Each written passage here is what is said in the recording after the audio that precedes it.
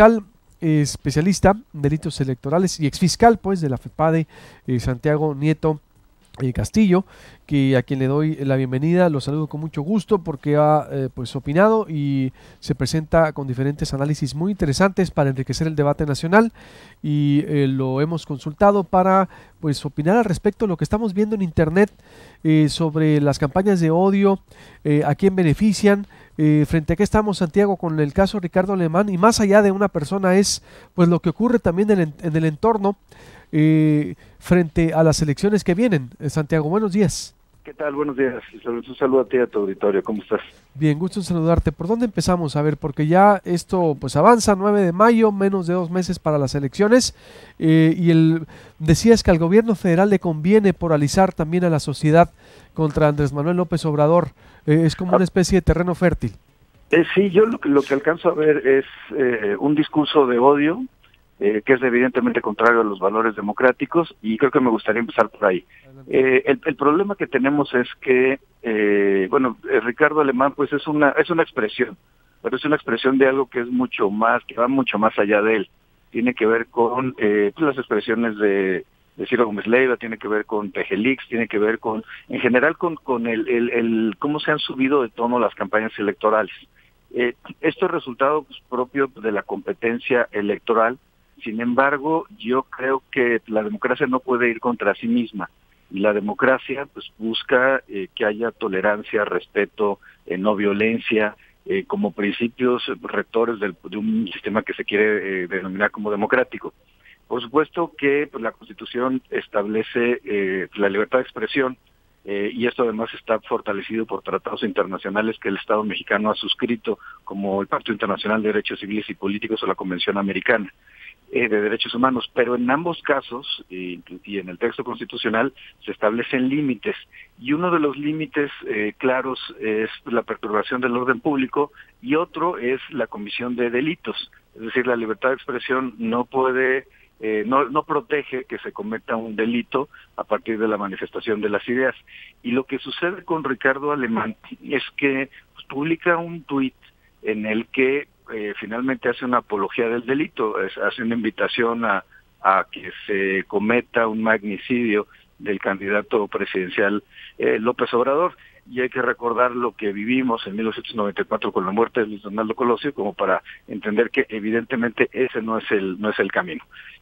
Bajo esta lógica, pues Ricardo Alemán ha cometido un delito, ya se ha presentado una denuncia en su contra por parte de un abogado en la Ciudad de México, Ricardo Peralta, y PGR pues tiene la obligación de investigar.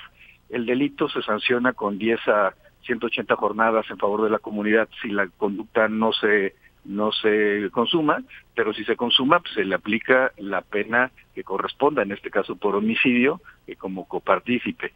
Yo creo que es un tema que nos tiene que llevar a reflexionar en esto que decías, ¿a quién le conviene que haya polarización política y social? Creo que el ejemplo más cercano que tenemos es 2006.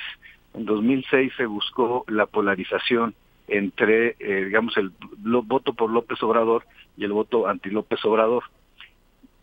Y esta división de la sociedad tan marcada que tuvimos, la verdad es que no ayudó nada.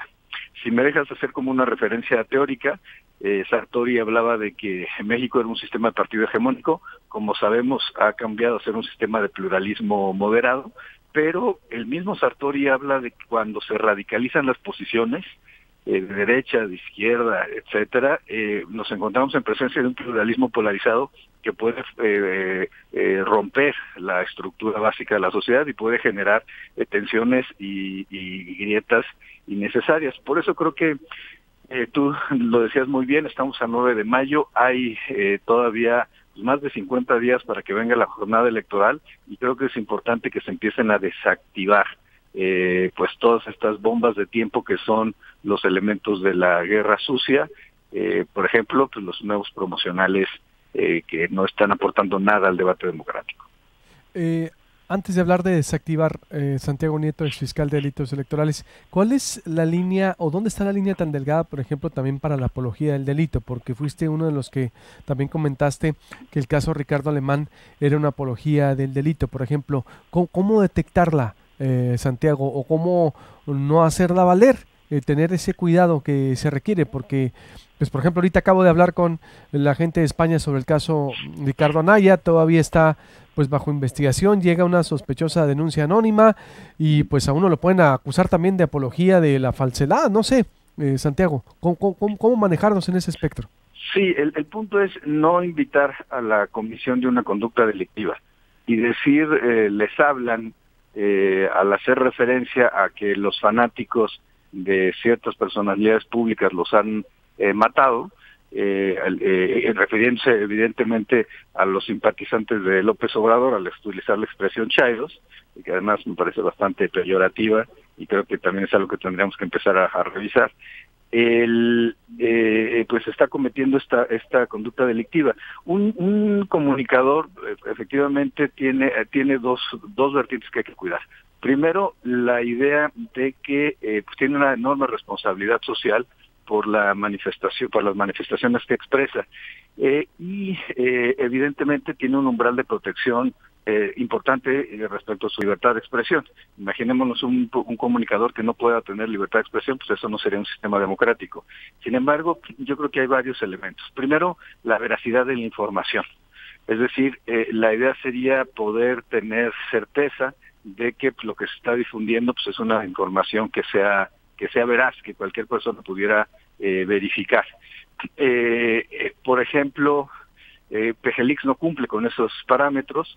Por ejemplo, PGR cuando desarrolló esta campaña de comunicados en contra de Ricardo Anaya, pues tampoco estaba cumpliendo con esos parámetros, porque al final del día difundía datos en donde pues no había una imputación directa sobre Anaya. Creo que ese es un primer elemento, la veracidad de la información. Y el segundo elemento tiene que ver con pues, no generar discursos de odio. Recuerdo el Tribunal Constitucional alemán en algún momento se pronunció sobre un libro que había hecho un ex sargento de las fuerzas nazis, en donde decía que el Holocausto no había existido. El Tribunal Constitucional alemán terminó señalando que ese tipo de libros no podían distribuirse porque estaban falseando la verdad, faltaban a la veracidad histórica de los hechos. Y creo que también podemos aplicarlo con una sentencia de la Suprema Corte Mexicana en un caso de conflicto entre dos periodistas en el estado de Puebla. Uno llamó pues, de forma despectiva con una palabra que hacía referencia a la homosexualidad del otro, y la Corte dijo que pues, no, la Constitución no protege el derecho al insulto. Entonces yo creo que la línea tendría que ver con eso, con la veracidad por un lado, y por otro lado con el tema de no generar discursos de odio. Mencionar esto de los chairos, o esto de querer dividir al país, creo que es la peor opción que se puede hacer. Y esto me lleva, y perdón que lo tome, al análisis de los últimos promocionales que subió el PRI en la campaña. A mí en lo particular no me gustan, me parece que son un error. ¿Y por qué son un error? Porque la Constitución dice también en el artículo 41 que los partidos políticos no pueden calumniar a las personas en su propaganda política o electoral.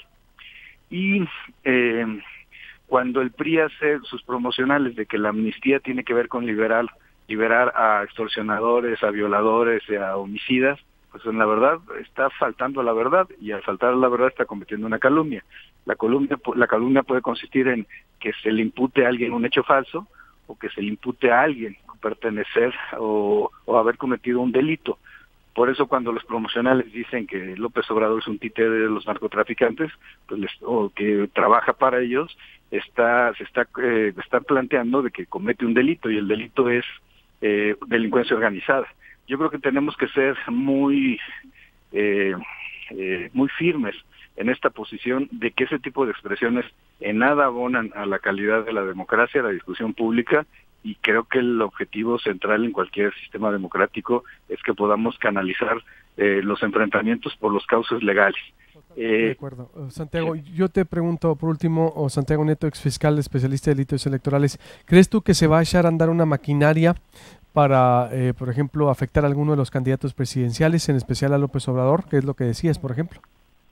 Sí, a ver, creo que es un error. Lo que necesitamos hacer es que las elecciones transiten por los cauces institucionales, que se le permita al INE poder seguir con la capacitación de los funcionarios en la instalación de las casillas, la PEPAD investigue los delitos electorales, que se sancionen las prácticas de guerra sucia, porque ello lo único que nos puede dar como resultado o es la polarización social.